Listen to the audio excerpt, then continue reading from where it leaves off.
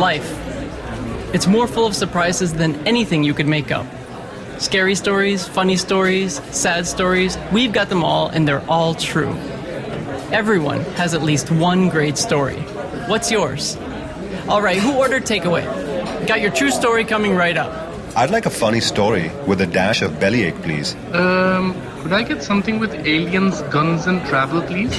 One thriller with an overlay of a relationship going wrong. One takeaway order of suspense, please. You're gonna love all the stuff here. It's all really awesome. This is Tall Tales Takeaway, the podcast of bite-sized stories for curious minds on the go. Hi, and welcome to today's show. This is Tall Tales Takeaway, the podcast of true stories presented by Tall Tales, India's longest-running live storytelling event series. I'm Michael Burns. So what do UFOs, abandoned cornfields, and Ralph Nader have in common? Not much, actually. So I'm really not sure what I was thinking when I put together today's story, which is one of my own. Maybe what I was trying to serve up here is a reflection of what things look like from the outside. You know, outside of the mainstream, from an observer's perspective. This story, Little Green Men, is my attempt to find the limits of what I believe in, political or otherwise. There are some things I know and some things I don't know. One thing I know is that I'm not a fan of my president, President Obama. I don't know him personally, obviously, but from what I've seen of him, he seems like a pretty cool guy, actually, to sit down and have a beer with, as does George W. Bush, for that matter. Don't get me wrong, I am absolutely not a supporter of the Republican Party either, my God. The counterpart to Obama's Democratic Party. I'm probably against 99 and somewhere between 99 and 100% of everything that the Republicans stand for. Whereas with Obama, it's more like 70% that I disagree with. So I don't think that quite qualifies me as a fan. I'm a member of the Green Party. It was founded in 1984, and it's grown to actually the fourth largest party in the U.S. The party platform stands for economic equality, social justice, workers' rights, responsible military action, immediate addressing of the damage that we're doing to the environment, and far more accountability for corporations. There are Green parties actually in dozens of countries, so it's not just a U.S. thing. It's part of a movement, and it's a movement that suggests that many of the problems in our world can be traced to the concentration of power in too few hands. I really do believe in democracy. I believe in the power, intelligence, and collective wisdom of everyday people to make the decisions most important in their lives. And to me, the Green Party is the party that best matches those values. The great thing about the Greens is that we accept all comers, meaning that the Greens aren't an exclusive club where only the elite are encouraged to participate. Everyone's welcome. The bad thing about the Greens is that we accept all comers. In other words, when you have a totally open door policy, you get all kinds of people. Yes, you get the people that are passionate, who want democratic change and who want to make a difference. But you also get the eccentrics, focused only on their one issue, or people that might look a little off or act a little strange or smoke a little something here or there. But hey, whoever said democracy was easy? It's a messy process, and learning to find common ground, even within a party, I think is part of the fun, part of the challenge. So before I came to India several years ago, I started the local chapter of the Green Party in the cluster of towns where I lived in Connecticut. So this is the northeast corner of the U.S., in one of the small states up there. After a few months of getting the word out, there were about 10 or 15 of us that would come regularly to our meetings, which is pretty good for any political steering committee. We'd exchange ideas, talk about important events and news items, and most importantly, discuss upcoming elections and who from our group might be interested in running for office. This was a really exciting time for the Greens. 2010, 2011, many party members had won seats across the country and even in the state as well. Of course, the Greens were tiny, very tiny compared to the two largest parties, but you have to start somewhere. We all met about once per week. One of our regular members was Betty. Betty and her family owned a popular campground just a few towns away from where the party met. She was an older lady, short, with silver hair in her 70s, but very sharp. Her husband was actually an award-winning poet, and though he didn't come to the meetings, she always told us that he supported our work and that the campground was always open to us if we ever needed to hold a larger event. No offense at all to anyone else in our organization. They were all lovely and thoughtful and intelligent people. But what I liked most about Betty was that she was normal. What I mean is that she wasn't a fanatic, she wasn't eccentric, she was very easy to talk to, rational. She was a business owner, so she even brought the small business rationality perspective to our group. There was a lot on the agenda at our meetings. One of our members was running for mayor back then, and others were organizing petitions and demonstrations. And so we often had hours and hours of items to talk through each week. So one particular meeting ran late one night, and as I always did since I was the organizer, I would ask if everyone was okay to get home and if anyone needed a ride. Every once in a while, somebody did. And that night, Betty asked if anyone was going in her direction and if they could drop her off at home. I was actually going that way, and so I told her I would be happy to bring her. It was dark on the highway.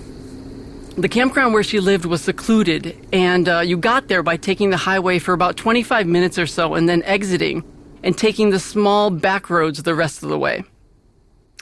People went there to get into the forest and away from any noise and traffic, so it was kind of in the middle of nowhere.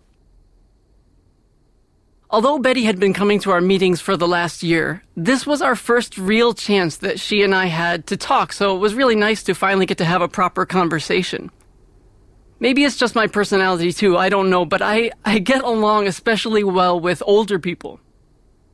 I just love their wisdom and their perspective on things, and maybe because in politics they can appreciate political change a little bit more simply because of how much life they've seen. She and I talked about all kinds of things on that ride. It was September, and that summer had been an eventful one for me. I had done an internship in another part of the country, in the middle of the country, and it had made a huge impression on me for many reasons. But something very unusual happened during that internship. Something that involved cars and the highway. Something unexplainable even to this day that I fully can't wrap my mind around. Anyway, it came to mind because this thing that happened to me also happened on a dark night, on a dark road. And so I told Betty this story about what happened to me, and she listened carefully and thoughtfully as she always did. I told her that maybe above all, this strange thing that happened to me opened my mind to the possibility that maybe more was out there than we first thought. We can call it paranormal, ESP, or whatever you want to call it, but this experience that happened to me defied explanation. And so the lesson I learned was to never dismiss any phenomenon out of hand, even if it seems strange and unlikely. I don't know, maybe it takes something bizarre happening to you before you decide to take that approach to life. As we drove on, I could see stars lighting up the sky. And I told her there was one exception to this new open stance of mine, which was belief in aliens. So the U.S. has a unique relationship to belief in aliens. While most of the world's countries are in the single digits of percentage of the population that believes, 9% in Holland, 8% in Sweden, the U.S. is about 30%, with most of those believing that aliens are not only out there, but have visited Earth at one point in our history. Despite the belief of my fellow Americans, I told Betty that I felt really bad for people who believed in these bug-eyed non-human visitors because it was obviously some kind of medical anxiety reconstituted as a nightmare about probing and abduction and so forth. The trauma of being born or fears of having surgery have just been reformatted into these false memories. These anxieties had been repackaged with the face of an ET put on them. I mean, if these things really existed, why wouldn't there be a range of experiences with aliens, some understandably scary, but some very positive and inspiring? But no, instead, alien encounters were always without fail negative. It just didn't make any sense. Betty listened and nodded along, but at the end, she cocked her head to the side and said, "It's strange, though, that you have an open mind to everything else, but not this. I guess it goes against your own logic to be so closed to this. Actually," she said, "you should be open to this too, because they're real." What do you mean?" I said. And for the next 10 minutes, Betty described to me in intricate detail what happened, but with the intensity as if she was just reading it off a to-do list. On December 17th, 1981, she was making breakfast for her 2 daughters at home in the suburbs just outside of Chicago, Illinois, and was standing in front of her stove. She turned around in her kitchen and there were 2 figures standing there, 2 short gray beings with large eyes and thin limbs. Her heart almost stopped. She stood there frozen with a combination of terror and confusion as she looked at them and they looked at her. All she thought about was the safety of her daughters, and she ran upstairs as fast as she could, woke them up from a sound sleep, and forced them to get dressed immediately and told them they were late for school.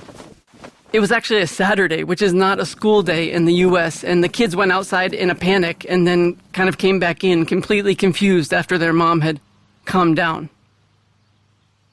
A few years went by before anything happened again. She was alone in the house, and she glanced up in the living room, and this time there was just one of them standing there. Same expressionless face as before. Just standing there looking at her. Betty said to me, "They were as real as me and you sitting right here in the car." I said, as gently as I could, "But isn't it possible that you had seen one too many sci-fi movies or comic books and this was a vivid dream that had somehow got filed incorrectly and now you think of it as a memory?" She said, "I never watched sci-fi movies in my whole life. I didn't even have any idea what these things were, other than that they were really strange, seemed intelligent, and made me feel incredibly nervous. I had no reference point, no idea what to call them even, until years later when I thought I was going crazy, so I did some research and found out there were other people who had had similar experiences. Maybe the strangest encounter I've had with them," she said, "was when one of them took me on their craft and showed me around it. It was horrifying and nauseating and confusing and the most surreal experience I've ever had. And I was just driving and listening." She said she had no idea how to process this and was way too embarrassed to share it with anyone until something happened 5 years later, in 1986. Her oldest daughter, who was a teenager at that point, came to her one day, awkwardly, and told her that she had something important to tell her. Her daughter didn't know quite how to say this, so she just came out and said it. She told her mom that for several years she had been seeing something, some things, and she thought they were creatures from another planet.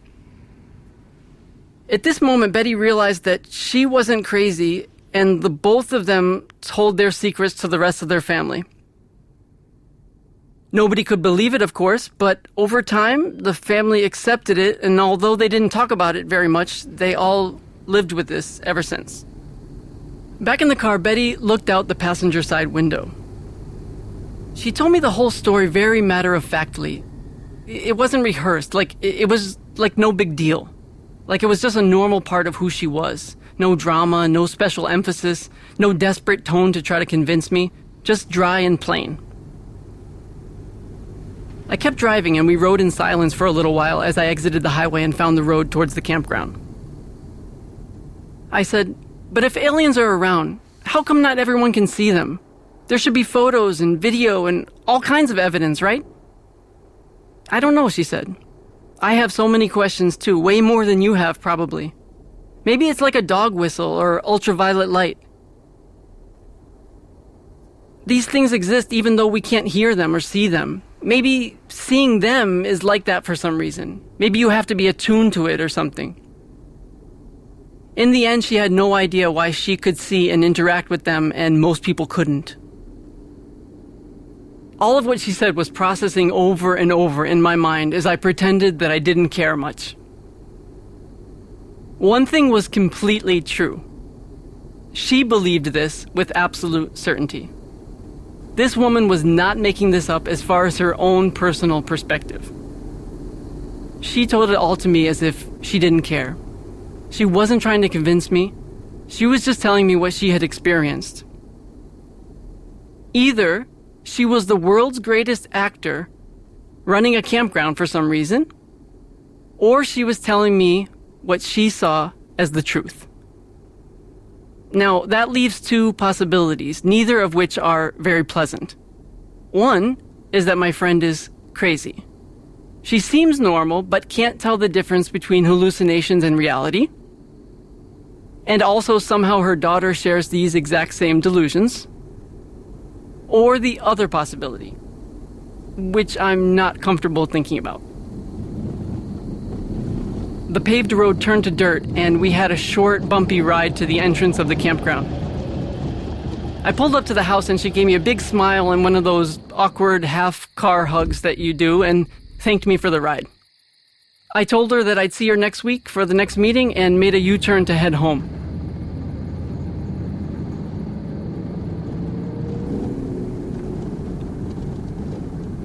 I pretended that this wasn't distressful for me, but it was.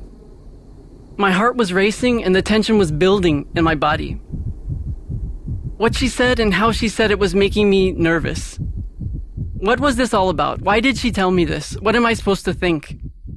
Is it in any way possible that what she's saying is true? Sure, nearly everything is possible. But is it probable? No, it's not. But I kept thinking, what if beings from other planets are out there, and the problems that we have now are things that they've solved a long time ago? Problems of war, inequality, disease, and of course how to travel to other solar systems. Above all, what if they've evolved a new way to communicate that goes beyond words, beyond language, and exists only through thoughts? And then it hit me. What if they can read our thoughts? What if all they need to be able to communicate with you is to be able to tell that you might believe in them? Sweat started to build up on my forehead. My vision started to narrow as the car bounced on the pitch-black dirt road lined with empty corn stalks on each side. What if they know right now that I think they might exist? And what if they're going to show themselves now to me because of that? All I kept thinking was, I don't want to see them, I don't want to see them, I don't want to see them, I can't see them. I started repeating this to myself out loud. I don't want to see them, I can't handle seeing them, I don't want to believe. And then I'm not ashamed to say this, I started crying. I'm convinced now, at this point, that I've been initiated into this group of believers and that I was one of the few people who could see them. I'm crying and shaking, and with the headlights just lighting 20 feet in front of the car, I'm desperate to get out of the middle of nowhere and home as soon as possible, or at least anywhere where there was another person who could offer instant protection from them. I kept driving. I knew I was going to see something step from the side of the road and wave the car to a stop. I could swear that I could see that expressionless face taking shape directly in front of the car. Time slowed down, and I sat on the edge of my seat, tears rolling down my face with a primal scream sitting in my throat, waiting to come out. It was the most terrifying night of my life. Somehow, I made it home. Nothing visited me. Nothing stepped out from the darkness, at least nothing I remember.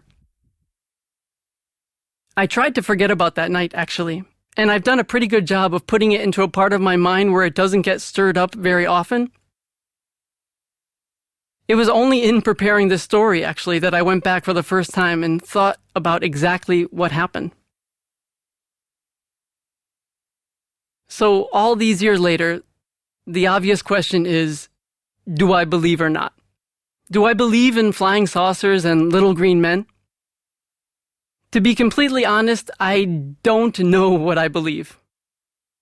I do find it interesting that every few months I seem to read in the newspaper about astronomers finding yet another set of planets just far enough away from their stars, but not too far, for water to form and advanced life to possibly evolve. But does that mean we're going to have visitors someday, or that in some form they're already here? I'd love to be able to say no for sure, but I don't know. I do know for a fact that when I'm all alone in the middle of the night or in the early morning hours that I get up most days, I don't like the feeling of being the only person in the neighborhood who's awake. I don't like it when there are no witnesses of any kind around. If I realize I'm completely alone, I'll find a window and look out and tell myself that I don't believe in them. But then a few seconds later, I'll say a little prayer to them and tell them that I do believe, but in exchange for my belief to please leave me alone. I'm very curious about what's out there, beyond the limits of what we currently understand. But I'm also terrified of it. Somewhere deep inside, I want to know who we are, where we come from, and most importantly, why we're here, what this whole crazy thing called life is all about. But as the saying goes, be careful what you ask for. You just might get it.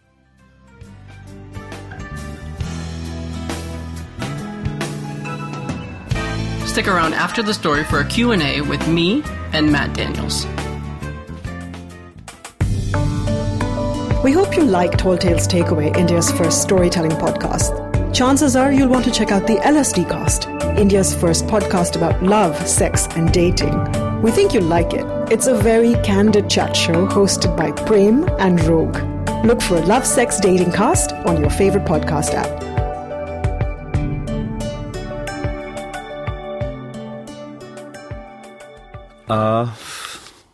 Okay. Well, thanks for coming, Michael.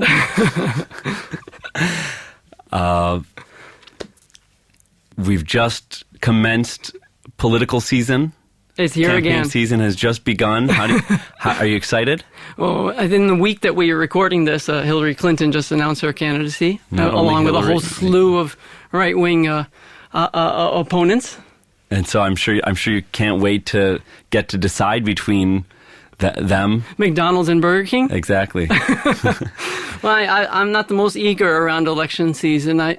As a Green Party person, we're very used to our views being excluded, and then there being a token story in the Wall Street Journal about how is America ready for a third-party candidate. We were certainly ready when Ross Perot came around, but everyone seemed to have forgotten about that. I think the way not to make this a big political discussion, but it seems to be that it's going to have to be somebody with a lot of money who is going to be able to kind of break the system in order just to get people out of the mental box of choosing either the Democrat or the Republican. And in my opinion, in a country as big as 300 million people, we should have some other choices. Do you keep in touch with those Green Party members? Do you hear from Betty at all? I don't. I have this thing sometimes about keeping in touch with people that it hurts a little too much sometimes to reach out, because you put your heart and soul into something, and then when you reach out to someone who is involved in that other aspect of your life, you feel the emptiness from it more. So I find myself kind of cut off politically, because maybe I'm afraid of what fire it will stoke. Maybe it'll make me want to go back and do something, and from 10,000 miles away, I can safely mute that button. I know these days there are any number of ways to network politically. It's something that it's an aspect of your life that it's taken a back seat to other creative pursuits. Is that how you'd say it?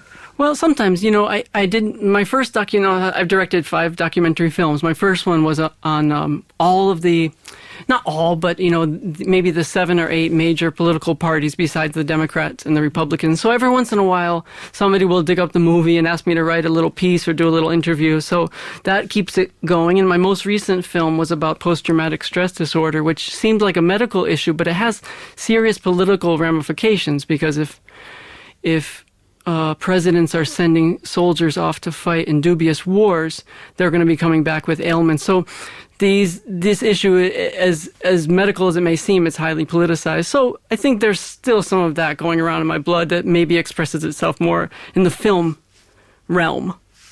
What's the attraction to sci-fi for you? Well, for me, I love many authors, but maybe Arthur C. Clarke is my favorite. But I think the attraction to sci-fi for me, not to be too moralistic about it or anything like that, but I feel like the trajectory at which our planet is going, our destruction seems to be right around the corner. We seem to be a species that's perfectly comfortable with putting our planet and our own species in imminent jeopardy, which is a very odd thing to do.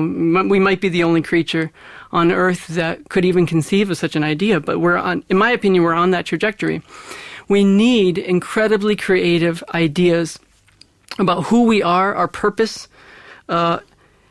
guesses, hypotheses about our purpose in the world.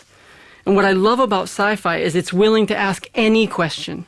I mean, other forms of literature are wonderful, but with sci-fi, because there are no limits, every question is worth entertaining. And if you have no taboos with your question asking, then you start to get very creative with your answers. And in my opinion, humane, creative answers are what we need. And sci-fi is, to me, one of the most direct routes to that. Interesting. Do you think that's the fact that it's told as a story that makes that kind of blue sky thinking more palatable or more accessible? Yeah, absolutely. Because as we know with stories, like a well-timed story is not only something that can stick with you for weeks or months, but it's something that can change the trajectory of your entire life. And that's what's special about stories. Thanks for coming, Michael. Hey, thanks, man. And that's the end of today's show. I hope you've subscribed to the podcast so you never miss a single episode. And if you do like what you heard, take a minute to rate us and share feedback and reactions on iTunes or whatever app that you listened on. We're on Facebook and Twitter, of course, too, if you'd like to get in touch. Thanks. See you next time. Hey, do you have any romance or kitten stories? Hi, I'd like 2 medium adventure stories and hold the cheese. Get me some non-fiction. Anything. Just get me some non-fiction.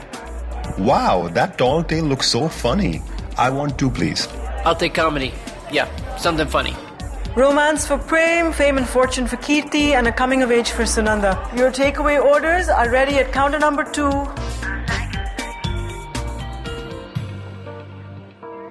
That was so fulfilling. Produced by Sonalog.